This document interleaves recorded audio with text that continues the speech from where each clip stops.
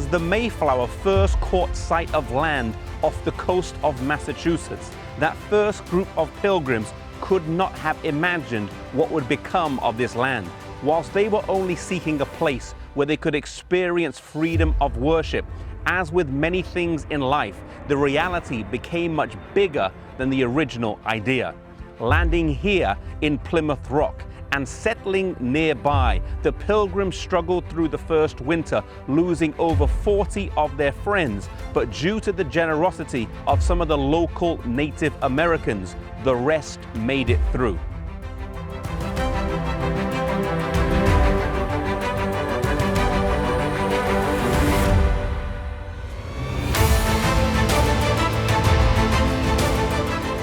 As the years passed and more people made the journey over, settlements were founded and the East Coast became more and more populated until eventually there were 13 colonies. During the rise of what would become the United States of America, these 13 colonies were under the rule of the British Crown. But tension would build over the years until eventually war broke out between the colonies and the Crown. The British were defeated, and the colonies would go on to sign the Declaration of Independence here in the Independence Hall in Philadelphia in 1776, July the 4th. 4 days later, on July the 8th, the bells would ring out in Philadelphia as the Declaration was read out. One of the bells that was rung is believed to have been Liberty Bell, which thereafter would go on to become a symbol of freedom.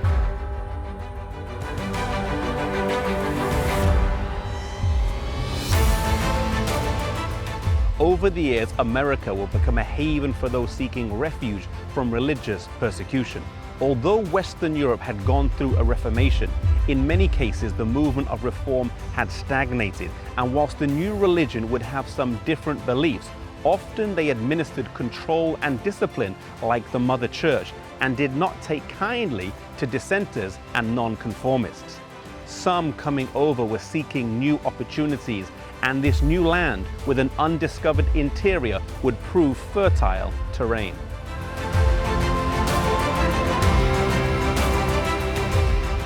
The new pilgrims recognized the tyranny that had been imposed in Europe with state-run churches and were familiar with the corruption where church officials and priests were sometimes little more than civil servants. Thus, as the founding fathers set out the Constitution and the Bill of Rights that would form the basis of the United States of America, they were very careful that the two institutions of church and state should remain separate.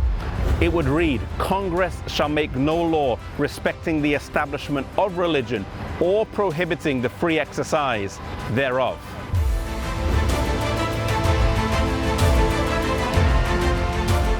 The church would not be beholden to the state, and the state could not act in the special interest of any particular church, but rather treat all people equally in the sight of the law. It was Benjamin Franklin who said, "When religion is good, I conceive it will support itself." And so in America, they sought to have a religion that did not rely on the support of the state. And so this encouraged more than one church to form. There was not, and there is not, a national church of America, an official denomination or religion, but rather America was founded on the principle of the separation of church and state.